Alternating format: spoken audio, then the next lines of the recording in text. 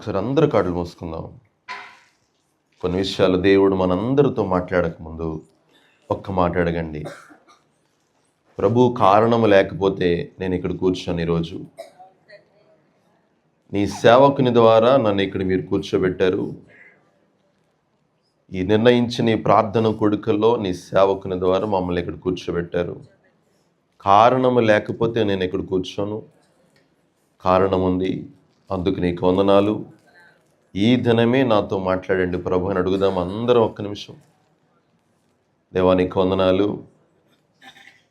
నీ ప్రేమలో, నీ కృపలో మమ్మల్ని నడిపిస్తున్న ఈ పరిచర్యలు, ఈ సేవ, ఈరోజు ఈ ఉదయకాలం ఈ ప్రార్థన కూడికను బట్టి నీకు వందనాలు. ఈ రీతిగా మమ్మల్ని కలుసుకున్నందుకు నిన్ను స్తుతిస్తున్నాను. మీరు మమ్మల్ని కలుసుకోవడమే గొప్ప ఆశీర్వాదం నాయనా. మీతో మేమేమీ మాట్లాడకపోయినా, మీరు మాతో ఏం మాట్లాడకపోయినా, మిమ్మల్ని అలా కలుసుకుంటేనే మా కుటుంబాలు, గృహాలు, జీవితాలు దీవించబడతాయి. ఆ రీతిగా నీ దైవజనుని ద్వారా సంఘ కుటుంబాలను ఈ ప్రార్థన కూడికల ద్వారా ఇది మొదలుకొని ఉన్నతంగా దీవించబోతున్నందుకు నీకు వందనాలు. నీ వాక్కు చేత ఈ స్థలాన్ని, హృదయాలను, గృహాలను, కుటుంబాలు నింపుతున్నందుకే వందనాలు. ఈ సమస్తమును, సమయమును, స్థలమును నీ స్వాధీనమునకు మాత్రమే అప్పగిస్తూ యేసుక్రీస్తు నామములో ప్రార్థిస్తున్నాను పరమ తండ్రి, ఆమేన్. కొందరి జీవితాలు పూర్తిగా చదివితే అర్థమవుతుంది. కొందరి జీవితాలు మనం నిలబడి ఒక 5 నిమిషాల్లో 2 నిమిషాలు చూస్తే అర్థమైపోద్ది. ఇలా 2 రకాలుగా మనం గమనించవచ్చు. బైబిల్లో కూడా దేవుడు కొందరి జీవితాలు అధ్యాయాలు వ్రాయించాడు, కొందరి జీవితాలు కొంచెమే వ్రాయించాడు. అయితే కొంచెమే ఉందని వారి జీవితాన్ని తక్కువ అంచనా వేయకూడదు. కొంచెమే వ్రాయబడిన కొందరి జీవితాలు చాలా ఆదర్శప్రాయం అయిపోయి మన ఆత్మీయ జీవితానికి.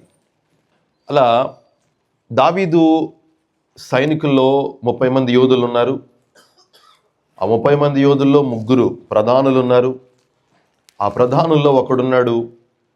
ఆ ఒకని గురించి పరిశుద్ధాత్ముడు చెప్తూ ఈరోజు నీతో, నాతో, మనందరితో ఏమైతే మాట్లాడడానికి ఇష్టపడుతున్నాడో జాగ్రత్తగా ఆలకిందాం. అతని పేరు ఎలియాజరు.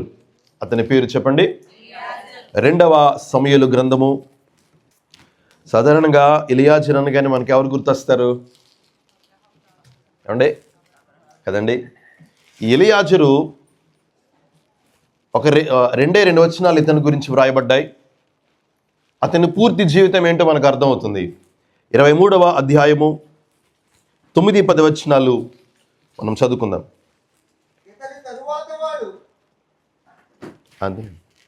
అదేనండి 9వ వచనం. అహోయుడైన దోదో కుమారుడైన ఎలియాజరు ఇతడు దావీదు 3 బలార్జులలో ఒకడు. యుద్ధమునకు కూడి వచ్చిన ఫిలిష్తీయులు ఇశ్రాయేలీలను తిరస్కరించి ఢీకొని వచ్చినప్పుడు ఇశ్రాయేలీలు వెళ్ళిపోగా ఇతడు లేచి చెయ్యి తిమ్మిరుకొని కత్తి దానికి అంటుకొని పోవు వరకు ఫిలిష్తీయులను హతము చేయుచూ వచ్చాను. ఆ దినమున యెహోవా ఇశ్రాయేలీలకు గొప్ప రక్షణ కలుగజేసెను. దోపుడు సొమ్ము పట్టుకొనుటకు మాత్రము జనులు అతని వెనుక వచ్చిరి. చాలండి.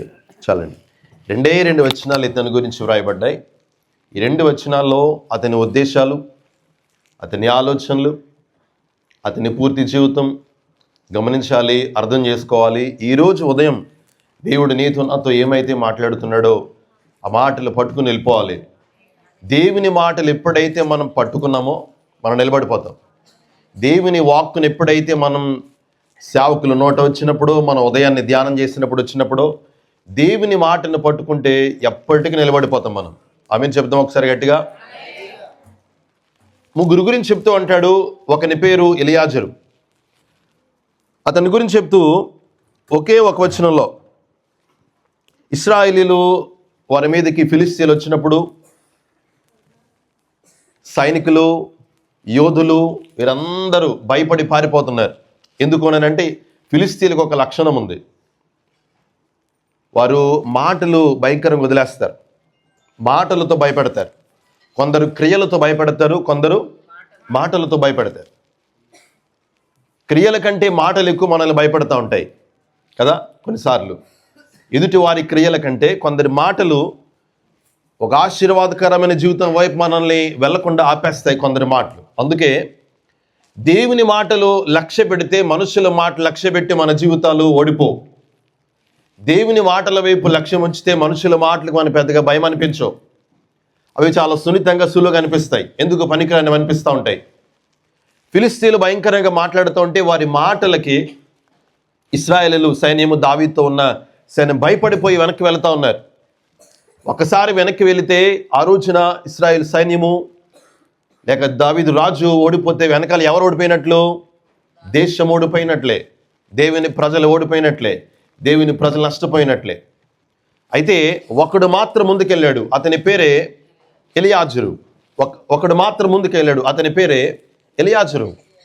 ఇతని గురించి వ్రాయబడిన మాట ఏమొచ్చుండి 10వ వచనంలో, చేయి తిమ్మిరుగొని కత్తి దానికి అంటుకొని పో వరకు ఫిలిస్తీన్లను హతము చేయించి వచ్చాను. ఒకే ఒక్క మాట వ్రాయబడింది. ఇందాక మనం చెప్పుకున్నాం కదా, కొందరి గురించి విస్తారంగా చెప్తే అర్థమవుతుంది, కొందరి గురించి ఒక్క మాటలో చెప్తే అర్థమైపోద్ది. ఇతని గురించి ఒకే ఒక్క మాట ఏమనంటే, చేయి తిమ్మిరుగొని కత్తి దానికి అంటుకొని పో వరకు అని ఉంది. ఎప్పుడైనా వంట చేస్తున్నప్పుడు ఎక్కువసేపు గట్టి తిప్పితే ఏమవుద్దండి కదండి. ఎప్పుడైనా ఏదైనా పని చేస్తున్నప్పుడు, ఇంటి దగ్గర పని చేస్తున్నప్పుడు ఎక్కువసార్లు ఇలా పని చేసినా ఏమైనా చేసినా అబ్బా అని ఇలా అంటూ ఉంటాం. అంటే దాని అర్థం ఏంటి? చెయ్యి ఏమైంది? తిమ్మిరుగొని. చెయ్యి ఏమవుతుంది? చెయ్యి తిమ్మిరుగొని అంటే దాని అర్థం ఒక పని మొదలెడితే అది పూర్తి అయ్యే వరకు ఆపలేదు. ఒక పని ప్రారంభిస్తే అది పూర్తి అయ్యే వరకు ఆపలేదు. ఒక నిర్ణయం తీసుకుంటే అది అయ్యేంత వరకు ఆ నిర్ణయం మీదే నిలబడ్డాడు. ఒక పని చేయడానికి ఒక అడుగు ముందుకేస్తే మధ్యలో ఎన్ని ఆటంకాలు వచ్చినా అది పూర్తయ్యేంత వరకు, అది ఫలితం వచ్చేంత వరకు ఇతను ఆపలేదు. ఇతని గురించి మనం నేర్చుకోవాల్సిన గొప్ప పాఠం ఏంటో తెలుసా? జీవితంలో ఎన్నో పోరాటాలు ఉంటాయి. ప్రతి పోరాటము నుండి కొన్ని అనుభవాలు పుడతాయి, కొన్ని అనుభవాల నుండి గొప్ప పాఠాలే పుడతాయి.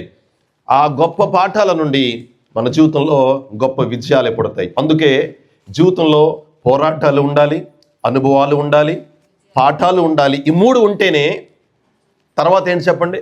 విజయాలు. ఈ మూడు లేకుండా సరాసరి విజయానికి వెళ్ళిపోదాం అనుకుంటే వెళ్ళలేం. ఇప్పుడు మీరు పోరాటాల్లో ఉన్నారా? అయితే మీరు అనుభవాలకు చేరువలో ఉన్నారు. ఇప్పుడు మీరు అనుభవాల్లో ఉన్నారా? అయితే మీరు దేనికి చేరువలో ఉన్నారు? పాఠాలకు చేరువలో ఉన్నారు. పాఠాలతో ఉన్నారా? అయితే తర్వాత అడిగేంటో తెలుసా మీకు? విజయాలే. అందుకే దేవుడు ఎప్పుడు కూడా మన జీవితాల్ని సరాసరి ఉన్నతంగా హెచ్చించాడు. మాట ఇచ్చిన దేవుడు కొన్ని అనుభవాలు కూడా నడిపిస్తాడు, కొన్ని సమస్యల్లో మనల్ని వెళ్ళనిస్తాడు. వెళ్ళిన తర్వాత అనుభవాలు, పాఠాలు, కొన్ని పోరాటాలు, వీటి నడుమ ఆయనే నీతో నాతో ఉండి విజయ తీరాల వైపు మన జీవితాలని, కుటుంబాలు నడిపిస్తాడు. నీ దేవుడు నా దేవుడు. ఇతని గురించి చెప్పిన మాట, చేయి తిమ్మిరుగొని కత్తి దానికి అంటుకొని పో వరకు యుద్ధం చేశాడంట. ఎంతమంది యుద్ధం చేశారండి? ఒక్కడే. ఎంతమంది ఇతను వెనకొచ్చారండి? ఒక్కడే. ఎంతమంది కోసం యుద్ధం చేశాడండి? అనేకుల ప్రాణరక్షణ కోసం యుద్ధం చేశాడండి ఇతను. ఎంతమంది? ఒక్కడే. అందరూ చెప్పండి, ఎంతమంది? ఒక్కడే. సైనికులు వెనక్కి వెళ్తున్నారు, దావీదేమో నిశ్చలంగా ఉన్నాడు, ఏం చేయని పరిస్థితి. ఇతను కూడా వెనకడుగేస్తే దేశం ఓడిపోతాడు. ఇతను కూడా వెనకడుగేస్తే రాజు నష్టపోతాడు, రాజు ఓడిపోతాడు, రాజు శత్రువుల చేతులకు వెళ్ళిపోతాడు. కొన్నిసార్లు నువ్వు కూడా వెనకడుగేస్తే నీ కుటుంబం నష్టపోద్ది. కొన్నిసార్లు నువ్వు కూడా వెనకడుగేస్తే నీ కుటుంబం ఇబ్బందులు పాలైపోద్ది. కొన్నిసార్లు నువ్వు తీసుకున్న నిర్ణయంలో నువ్వు నిలబడకపోతే నీ కుటుంబం అవమాన పాలైపోద్దేమో, నీ కుటుంబం ఇబ్బందులు పాలైపోద్దేమో. కొన్నిసార్లు నువ్వు తీసుకున్న నిర్ణయాల్లో నువ్వు నిలబడకపోతే దేవుని ఉద్దేశాలు నీ ద్వారా నెరవేర్చబడలేవేమో. ఈరోజు ప్రభు నీతో నాతో మాట్లాడుతున్నమాట. అయితే తీసుకున్న నిర్ణయం మీద నిలబడితే దేవుడు ఎంతైనా నిన్ను బలపరిచి విజయ తీరాల వైపు నడిపించగలిగిన వాడు నీకున్నాడు, నాకున్నాడు. ఆయనే మన ప్రభు అయిన యేసుక్రీస్తు. చేయి తిమ్మిరుకొని కత్తి దానికి అంటుకొని వరకు వెళ్ళాడు. ఫిలిస్తీన్లతో యుద్ధం చేయడం మొదలుపెట్టాడు. ఒక్కడే పోరాడుతున్నాడు. వెనకాల ఎవరైనా వస్తారా? ఏమి చూడట్లా. రండ్రా పిలవట్లా. ఏమీ లేదు, ఒక్కడే వెళ్తున్నాడు. అయితే నా ఒక్కని ద్వారా విజయం వస్తుందా? రాదు. నా ఒక్కని ద్వారా ఈ పోరాటం ఆగిపోద్దా? ఆగదు. ఏమీ తెలీదు. వెళ్ళిపోయాడు. తీసుకున్న నిర్ణయం, ప్రారంభంలో తీసుకున్న నిర్ణయం, తొలి దినాల్లో తీసుకున్న నిర్ణయం, తొలి దినాల్లో అతని ప్రయాస, తొలి దినాల్లో అతని పోరాట ప్రతిమ, ఇవన్నీ గుర్తుకొచ్చాయి. మరలా ఇవన్నీ గుర్తుకొచ్చి యుద్ధం చేస్తున్నాడు. చేయడం మొదలెడితే చేయి తిమ్మిరి వచ్చేస్తుంది, యుద్ధం ఆపలేదు. చేయి తిమ్మిరి వచ్చేస్తుంది, నొప్పి వస్తుంది, యుద్ధం ఆపలేదు. ఈ కత్తి ఎక్కడికి వెళ్ళిపోయిందంట? చేయి తిమ్మిరి కొనే కత్తి దానికి, ఈ కత్తి పిడి ఏమైపోయింది చెప్పండి? చేతికి అంటుకుపోయింది. చేతికి అంటుకుపోవడం అంటే ఏంటి అర్థం? అంటుకుపోవడం అంటే ఏంటంటే అర్థం, ఈ రాపిడికి కత్తి ఎక్కడికి వెళ్ళిపోయింది? లోపలికి వెళ్ళిపోయింది. ఇప్పుడు ఈ రాపిడికి ఈ కత్తి లోపలికి వెళ్ళిపోతే వచ్చేది ఏంటి? బయటకు వచ్చేది ఏంటి? రక్తం వస్తూ ఉంది. చేయి నొప్పి పుడుతూ ఉంది. నొప్పి పుట్టడం ఏంటి? ఇంకా రాపిడికి ఈ పిడి లోపలికి వెళ్ళిపోతే ఇంకా భయంకరమైన నొప్పి వస్తుంది. ఈ పిడి లోపల ఎముకలకు అంటుకుని, ఎముకలకు ఈ పిడి రాసుకుని ఎంత నొప్పి వస్తుందో తెలుసా అండి? సిలువలో యేసుక్రీస్తు యొక్క దేహం వేటి మీద వ్రేలాడేదో తెలుసా? ఆయన దేహం యొక్క బరువు, ఇక్కడ ఎముకలు ఉంటాయి, సన్నని ఎముకలు ఉంటాయి. ఈ ఎముకల మీద అతని దేహము, నా ప్రభు యొక్క దేహము సిలువలో వ్రేలాడింది. ఒకసారి ప్రతి దినము ప్రార్థన చేస్తున్నప్పుడు, దేవునితో సమయాన్ని గడుపుతున్నప్పుడు సిలువ దగ్గరికి వెళ్ళిపోయి ఆయన చూస్తూ ఉంటే ఆయన ప్రేమ ఏంటో మనకు అర్థం అవుద్ది. ఆయన కనికరం ఏంటో మనకు అర్థం అవుద్ది. ఆయన పడిన ప్రయాస ఏంటో మనకు అర్థం అవుద్ది. మనమున్న ప్రదేశంలో కూర్చుని ఆలోచిస్తే ఏం అర్థం కాదు. మోకరించి సిలువ దగ్గరికి వెళ్ళిపోండి. ఆయన ముఖాన్ని చూడండి, ఆయన దేహాన్ని చూడండి, తల నుండి పాదపు అంచుల వరకు చూడండి, రక్తసిక్తమైన దేహాన్ని చూడండి. ఆ ప్రేమ ఎంతో, నీ పట్ల చూపించబడుతున్న నిజమైన ప్రేమ విలువ ఎంతో మనకు అర్థమైపోతుంది. రక్తం కారుతుంది, ఈ పిడి లోపలికి వెళ్ళిపోయింది. అయినా వదలట్లా, యుద్ధం చేస్తున్నాడు. ఆ రోజున ఎంతో మంది యుద్ధం చేస్తే వచ్చిన విజయం కాదు అది, ఒక్కడు విజయం చేస్తే వచ్చిన విజయం అది. దాని తర్వాత వ్రాయబడిన మాటలు ఏమున్నాయి? ఆ దినమున యెహోవా ఇశ్రాయేలీయులకు గొప్ప రక్షణ, ఆ దినమున యెహోవా ఇశ్రాయేలీయులకు గొప్ప రక్షణ కలుగజేసెను. ఎవరి ద్వారా వచ్చింది రక్షణ? ఎంతమంది ద్వారా వచ్చింది రక్షణ చెప్పండి? ఎంతమంది అండి? ఒక్కడు. ఎంతో మంది ద్వారా రాలా. ఆ రోజు వెనకడుగు వేసిన వారు అనేకులుంటే, దావీదు కొరకు, దేశము కొరకు, తన ప్రజల కొరకు తీసుకున్న నిర్ణయం కొరకు ముందడుగు వేసిన వాడు ఒక్కడే ఉన్నాడు. అతని పేరే ఎలియాజరు. ధర్మశాస్త్రం కాదంది, యాజకుడు కాదన్నాడు, లేవీయుడు కాదన్నాడు, పరిస్థితుల్లో నన్ను కాదన్నాయి. ఇక నా వల్ల కాదని చేతులు ఎత్తేసాయి. ధర్మశాస్త్రమే చేతులు ఎత్తేసింది. నేను బాగు చేయడం నా వల్ల కాదు, నీ పాపం ఎంతో నేను తెలియపరుస్తాను కానీ, నువ్వు ఇలా బ్రతుకుతున్నావు అని తెలియపరుస్తాను కానీ నేనైతే ఏమీ చేయలేను. ధర్మశాస్త్రము చేయలేనిది నా ప్రభు చేశాడు. యేసు చేయగలిగాడు. నా స్థానంలో ఆయన వెళ్ళిపోయాడు. ఈరోజు మనం నేర్చుకోవాల్సిన ఒక మంచి పాఠం ఏంటో తెలుసా అండి? దేవుని కోసం మీరు తీసుకున్న నిర్ణయం మీద నిలబడిపోండి. తొలి దినాల్లో మీ ప్రార్థన జ్ఞాపకం చేసుకోండి. తొలి దినాల్లో మీ సేవకునితో మీరు చెప్పిన మాట జ్ఞాపకం చేసుకోండి. తొలి దినాల్లో మీ సేవకురాల దగ్గరకు వచ్చి నేను ఎలా ఉంటానండి మందిరంలో, ఆ మాట జ్ఞాపకం చేసుకోండి. తొలి దినాలు ఈ శిలువ ధ్యానాల్లో దైవజనుని ద్వారా మరొక్కసారి దేవుడు ప్రేమించి జ్ఞాపకం చేస్తున్న మాటలు ఏంటో తెలుసా? రక్షణ పొందిన తొలి దినాల్లో మన హృదయం, మన తలంపులు, మన యొక్క నిర్ణయాలు, మన ఆసక్తి ఒకసారి జ్ఞాపకం చేసుకో. ఎలియాజరుని చూడు, అతని ఆసక్తి తగ్గలేదు, అతని పోరాటము తగ్గలేదు. ఎంతమంది వెనకడుగేస్తున్నా వారిని చూచి లోకములోనికి వెళ్ళిపోలేదు. నువ్వొక్కడవే తిరిగి దేవుని కనపరచగల. మరలా నువ్వొక్కదానివే నీ సేవకునికి, నీ కుటుంబానికి, నీ మందిరానికి మరలా దేవుని కోసం గొప్ప కార్యాలు జరగడానికి నిలబడగలవు. నా వల్ల ఏమవుతుందిలే అనుకోద్దు. ఇక్కడ యవనస్తులు ఉన్నారు, పెద్దవారు ఉన్నారు, వయసుతో నిమిత్తం లేదు. ఈ మాట జ్ఞాపకం చేసుకోండి. నా వల్ల ఏమవుతుందని ఎప్పుడు అనుకోద్దు. నీ వల్లే జరుగుతుంది. ఎందుకనంటే నీతో ఉన్నవాడు ప్రభు అయిన యేసుక్రీస్తు. మనలను ప్రేమించేవాడు, మనం ప్రేమించేవాడు ప్రభు అయిన యేసుక్రీస్తు. హల్లెలూయా. ఆయన అన్నిటికీ మాదిరి అయిపోయాడు, ప్రతి విషయంలో మాదిరి అయ్యాడు. అందుకే తొలి దినాల్లో ఇక్కడ కూర్చున్న చివరి వరకు నా మాటలు ఎక్కడికైతే వినబడుతున్నాయో మీరు తీసుకున్న నిర్ణయాలు మర్చిపోయారేమో.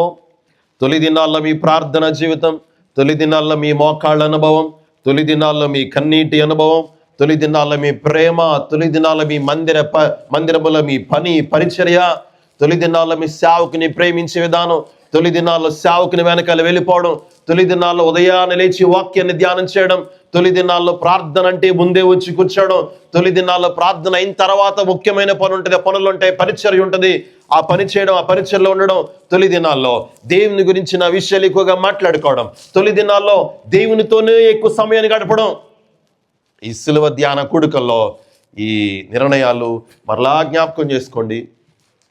గొప్ప పునరుద్ధరణ మన జీవితంలో జరగాలి. యెషయా గ్రంథంలో 53వ అధ్యాయంలో చాలా చక్కని మాటలు ఉంటాయి కదా. అక్కడ ఒక 2 విషయాలు ఉంటాయి. ఆ మాట చూస్తా. 10వ వచనం మొదటి మాట చదవండి. అతని నలుగగొట్టుటకు యెహోవాకు ఇష్టమాయెను. చాలండి.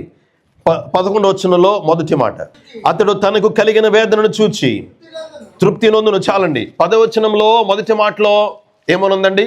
అతని నలుగగొట్టుటకు యెహోవాకు ఇష్టమాయెను. 11వ వచనంలో మొదటి మాటలు ఏముందండి? అతడు తను కలిగిన వేదనను చూచి. 10వ వచనం మొదటి మాటలు ఎవరు కనబడుతున్నారు? తండ్రి కనబడుతున్నాడు. 11వ వచనం మొదటి మాటలు ఎవరు కనబడుతున్నారు? చెప్పడా? ప్రభు కనబడుతున్నాడు. తండ్రికేమో ఇష్టమంట, తండ్రి ఇష్టాన్ని నెరవేర్చడమేమో ఇతనికి తృప్తి. ఎంత బాగుంది కదండి. తండ్రికేమో ఇష్టమంట, అతని నలుగగొట్టుటకు యెహోవాకు ఇష్టమాయెను. తండ్రి ఇష్టం, అతని ఇష్టం నెరవేర్చడానికి ప్రభుకి ఏంటి చెప్పండి? తృప్తి. ఆ ఇష్టం ఏంటో నన్ను కనుక్కోకుండా నిర్ణయం చేసేసావు నువ్వు. నన్ను కనుక్కోకుండా ఆదికాండం 3వ అధ్యాయంలో నిర్ణయం చేసావు, నా శిలువ మరణం నాకు చెప్పావా అని ఒక మాట చెప్పాలి కదా అని అనలా. నా తండ్రి నిర్ణయించాడు, నా తండ్రి ఉద్దేశించాడు, నా తండ్రి ఒక అనేకుల కొరకు ఒక ఉద్దేశాన్ని నిర్ణయించాడు. అది చేయడం నాకేంటి? తృప్తి. అది మామూలు విషయం కాదు అలా చేయడం. అతడు తనకు కలిగిన వేదనను చూచి తృప్తి నొందెను. ఎవరైనా? ప్రభు అయిన యేసుక్రీస్తు. ఆ వేదనలో ఎవరు కనబడుతున్నారు చెప్పండి? నేనున్నాను. ఆ వేదన అనే పదంలో, ఆ వేదన అనే ఉద్దేశంలో ఎవరున్నారు చెప్పండి? తండ్రి ఉద్దేశంలో, తండ్రి ఇష్టంలో నువ్వు ఉన్నావు, నేనున్నాను. మళ్ళా చూద్దాం ఒకసారి. 10వ వచనం మొదటి మాట, అతని నలుగగొట్టుటకు యెహోవాకు ఇష్టమాయెను అంటే ఆ ఇష్టంలో ఎవరి గురించి ఆ ఇష్టం? అది నా గురించి ఇష్టపడ్డాడు. ప్రభు నలగొట్టడానికి నా కోసం ఇష్టపడ్డాడు. 11వ వచనంలో అతడు తను కలిగిన వేదనను చూచి తృప్తి నొందును. ఆ వేదన ఎవరి కోసం? నీ కోసం, నా కోసం. నా కోసం బాధపడడం ఈయనకేమో తృప్తి అంట, ఆయనకేమో ఇష్టం. ఇప్పుడు వీళ్ళిద్దరిని చూసి మనం ఏం నేర్చుకోవాలి తెలుసా అండి? తండ్రి ఇష్టపడితే మనం ఏం చేసేయడమే. నా ప్రభు ఆశపడితే నా విషయంలో నేను ముందుకెళ్ళిపోవడమే, నిలబడిపోవడమే దేవుని కోసం. అందుకే కీర్తనకారుడు ఒక మాట అంటాడు, వారు కృంగి నేల మీద పడి ఉన్నారు, నేనైతే చక్కగా లేచి నిలబడుచున్నాను. వారు కృంగి నేల మీద పడి ఉన్నారు. అదే సమస్య, అదే ఇబ్బంది, అదే భయం, అదే ఆందోళన.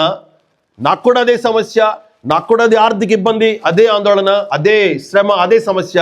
వారు పడిపోతే, అదే టైంలో అదే సమస్యల్లో ఉన్న వారు పడిపోతే నేనేం చేస్తున్నాను? లేచి చక్కగా నా దేవుని బట్టి నిలబడుతున్నాను. దేవునికి స్తోత్రం చెప్పండి. అదే సమస్యల్లో ఉన్న వారు పడిపోయారు ఈరోజు. ఇదే ఇబ్బందులు ఉన్నవారు ఈరోజు లేరు. ఈరోజు కనులు ఉన్నావు, నేనున్నాను. మనకంటే ఇంకా ఇబ్బందుల్లో ఉన్నవారు పడిపోయారు ఈరోజు. కానీ దేవుని కృపను బట్టి, యేసుక్రీస్తు ప్రేమను బట్టి నువ్వు నేను ఇంకా నిలబడే ఉన్నాము, నిలబడే ఉంటాము, నిలబడే ఉండాలి. ఈయన ఉద్దేశాలు మార్చుకోలేదు. తండ్రి ఇష్టమా? అయితే తండ్రి ఇష్టమైతే నేను చేయడం ఏంట్లే, దేవా నీ చిత్తమైతే గిన్నె నుంచి తీసేసే, నాకు ఇబ్బంది ఉందంటే తీసేయచ్చు. కానీ మనం కనబడుతున్నాం, మన నష్టం కనబడుతుంది, మన మరణం కనబడుతుంది. ఎలియాజరు కూడా వెనకడుగు వేయొచ్చు, కానీ దాని ప్రజల నష్టం కనబడుతుంది, దావీదు నష్టం కనబడుతుంది. ఒక్కసారి వెనకడుగేస్తే దావీదు ఎవరికి బానిసైపోతాడో తెలియదు. ఫిలిస్తీన్లకు బానిసైపోతాడు, ప్రజలు ఫిలిస్తీన్లకు బానిసలైపోతారు. పాపమునికి బానిసైపోతాం ప్రభు వెనకడుగేస్తే. మనం పాపమునికి బానిసైపోయి మరణానికి చేరువైపోతాం. మరణమే మన అంతిమ విజయం అయిపోద్ది. యేసు క్రీస్తు రాకపోతే, ఆయన ముందడుగు వేయకపోతే. ఆయన ముందడుగు వేశాడు కాబట్టి, ఆయన ఉద్దేశం మార్చుకోలేదు కాబట్టి ఈరోజు మన జీవితాలు దీవించబడ్డాయి. ఈరోజు మన జీవితాలు ఇతరులకు ఆదర్శప్రాయంగా మార్చబడ్డాయి.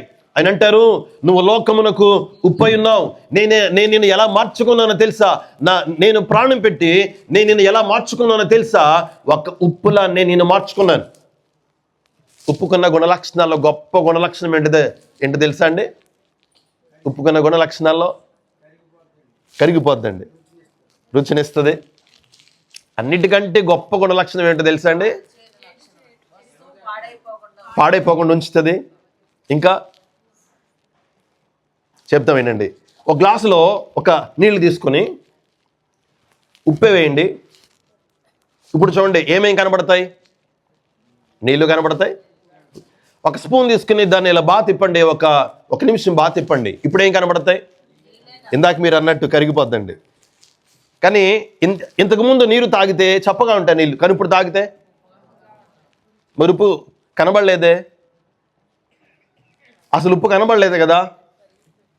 అది రూపము కోల్పోయిన దాని గుణాన్ని మాత్రం కోల్పోలేదు. ఉప్పు కన్నా గొప్ప గుణలక్షణాల్లో ఇది చాలా ప్రాముఖ్యమైనది. సమాజంలో, లోకములో ప్రభు చెప్పిన మాట ఏంటో తెలుసా? ప్రభు ఇచ్చిన మాదిరి ఏంటో తెలుసా? రూపము కోల్పోయినా ఆయన తన గుణాన్ని మాత్రం మార్చుకోలేదు.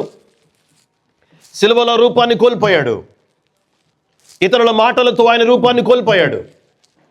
ఆయన దేహము రూపం కోల్పోయింది, నలగొట్టబడుతుంది. ఆయన ముఖము రూపం కోల్పోయింది, అందమైన రూపము లేదు.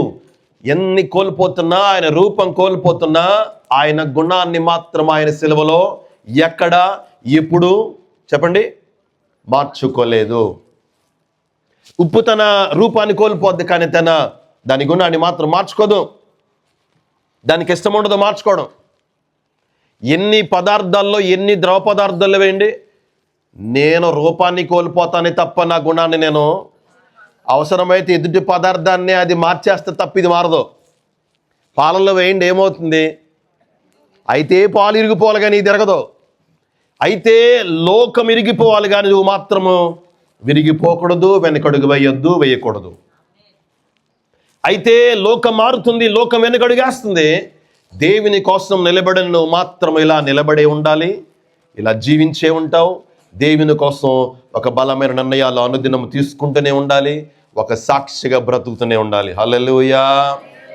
సిలువలో ప్రభును చూడండి, ఆయన నీ కోసం నా కోసం రూపాన్ని కోల్పోయాడు కానీ గుణాన్ని, మళ్ళా చెప్పాలి, సిలువలో ప్రభుని చూస్తే ఆయన రూపాన్ని కోల్పోయాడు కానీ ఆయన గుణాన్ని మాత్రం కోల్పోలేదు.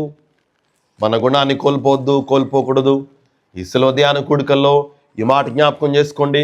రూపము కోల్పోతున్నా, శ్రమలు వస్తున్నా, సమస్యలు వస్తున్నా, ఇబ్బందులు వస్తున్నా, మనుషుల మాటలు వినబడుతున్నా, మనుషుల సనుగులు వినబడుతున్నా, మన రూపము కోల్పోయినా, ఆలోచనలు తలంపులు మారుతున్నా, ఏమి మారుతున్నా, ప్రభు మనకు అనుగ్రహించిన, మీకు అనుగ్రహించిన ఆ రక్షణ అనే విలువ మాత్రం, ఈ పరిశుద్ధత మాత్రం, ఈ లోబడే విధానం మాత్రం, ప్రేమించే విధానం మాత్రం, పరిచర్య అనే గుణం మాత్రం మీలో నాలో కోల్పోవద్దు, మారకూడదు, మార్చుకోవద్దు. అప్పుడు వచ్చారంట ఆ దినమన యెహోవా ఇశ్రాయేలు ప్రజలకు గొప్ప రక్షణ కలుగజేశానన్న తర్వాత అప్పుడు వచ్చారంటే ఎవరు వచ్చారు చెప్పండి? దోపుడు సొమ్ము పట్టుకొనుటకు మాత్రము జనులు అతని వెనుక వచ్చి. దోపుడు సొమ్ము అంటే శత్రువులు ఆ దినాల యుద్ధాలకు వెళితే కొన్ని నెలలు పట్టేవి. ఈ దేశం మీద యుద్ధానికి వీళ్ళు విజయం సాధిస్తే మరలా ఇంకో దేశం, ఆ దేశంలో దొరికిన సొత్తు అంతా, బంగారం అంతా అన్ని పట్టుకుని వేరే దేశాలు మళ్ళీ యుద్ధానికి వెళ్ళేవారు. ఇప్పుడు ఫిలిస్తీన్ల దగ్గర ఉన్న సొమ్మంతా ఎవరిది అయిపోయింది? ఇప్పుడు సైనికులది అయిపోయింది. ఎంతమంది వల్ల? ఈ రోజున ఒక్కని శిలువ ప్రాణం వలన, ఒక్కని త్యాగం వలన మనం కూడా ఏ సొమ్ము పట్టుకున్నామో తెలుసా అండి? అపోస్తలుడైన పౌలు అంటాడు, ఉచితముగా మనం రక్షణ పొందుకున్నాం. అయితే ఆ మాట చదువుతున్నప్పుడు రక్షణ ఉచితమే, కానీ ఆ ఉచితం వెనకాల చాలామంది ఉచితం అంటారు. కొన్ని షాపుల్లో ఉచితం వెనకాల ఏదో ఒకటి ఉంటుంది. కానీ నా ప్రభు ఇచ్చిన ఉచితం వెనకాల ఏముందో తెలుసా? ప్రాణత్యాగమే ఉంది. ఈ ఉచితం వెనకాల ఏముందో తెలుసా? కార్చబడిన చిందించబడిన పరిశుద్ధ రక్తమే ఉంది. ఈ ఉచితం వెనకాల ఏముందో తెలుసా? ఆందోళన ఉంది. ఈ ఉచితం వెనకాల ఏముందో తెలుసా? వేదన ఉంది, దుఃఖం ఉంది, అవమానం ఉంది. ఈ ఉచితాన్ని ఉచితమని నిర్లక్ష్యం చేయొద్దు. ప్రభు మీకు ఇచ్చిన రక్షణ ఉచితమే, కానీ దాని వెనకాల చాలా గొప్ప ప్రయాస, గొప్ప త్యాగం ఉంది. ఇక్కడ కూర్చున్న చివరి వరకు దేవుడు మిమ్మల్ని అందరినీ విలువైనదిగా మార్చాడు, రక్షణ అనుగ్రహించాడు. ఇది మొదలుకొని ఆ రక్షణ పట్టుకోండి. ఆ రక్షణ కాపాడడానికి, నీ కుటుంబాన్ని కాపాడడానికి, నీ సేవకులను, నీ సంఘాన్ని, దేవునికి ఏమైతే ఇచ్చాడు, నీ మందిరాన్ని కాపాడడానికి ఏదైనా చేసేయాలి మనం. దేవునికి స్తోత్రం చెప్పండి. నిలబడిపోవాలి. చెప్పండి ఈ మాట. ఈరోజు నుంచి దేవుని కోసం నేను, అందరూ చెప్పండి, ఈరోజు నుంచి నా దేవుని కోసం నేను, మీరు నిలబడిపోతానని చెప్పండి. ఈరోజు నుంచి నా దేవుని కోసం నేను, దేవుడు నాకు ఇచ్చిన రక్షణ కోసం, దేవుడు నాకు ఇచ్చిన సంఘము కోసం, దేవుడు నాకు ఇచ్చిన సేవకుని కోసం, దేవుడు నాకు ఇచ్చిన మందిరము కోసం, దేవుడు నాకు ఇచ్చిన నా కుటుంబం కోసం, ఈ పరిశుద్ధమైన జీవితం కోసం, ఈ విలువైన జీవితం కోసం ఏమైపోవాలి? మనం నిలబడిపోవాలి. కళ్ళు మూసుకోండి. ఒక మంచి నిర్ణయం తీసుకోండి. ప్రతి నిర్ణయం నీ ఆశీర్వాదకరమైన భవిష్యత్తుకు ఒక గొప్ప పునాది అయిపోతుంది. నువ్వు తీసుకున్న ప్రతి నిర్ణయం ఒక గౌరవప్రదమైన విలువైన జీవితానికి ఈరోజే పునాది అయిపోద్ది. ఈరోజు నువ్వు నిర్ణయం తీసుకొని దేవుని కోసం ఒక ఉన్నతమైన భవిష్యత్తుకు ఒక గొప్ప పునాది వేసేసుకో. ఈరోజు అందరూ కలిసి మాట చెప్దామా? ఆయనను నమ్మితే కాదండి, ఆయన అడిగితే కాదనడు. ఆయన దగ్గరికి వెళ్ళిపోయి, ప్రభువా ఇదిగో నేను నిన్ను పట్టేసుకుంటున్నా, నాకు ఏ దిక్కు లేదు, నువ్వు మాత్రమే దిక్కంటే వెళ్ళిపో, నువ్వు నాకు వద్దు అని అనడు. ప్రేమ కలిగిన వాడు నా ప్రభు అయిన యేసుక్రీస్తు. నువ్వే స్థితిలో ఉన్నా, ఇప్పటి వరకు ప్రార్థన చేయకపోయి ఈ రోజే ప్రార్థన చేసినా సరే ఆలకించేంత గొప్ప ప్రేమ కలిగిన వాడు నా ప్రభు అయిన యేసుక్రీస్తు. ఈ మాట అందరూ చెప్దామా చివరిగా?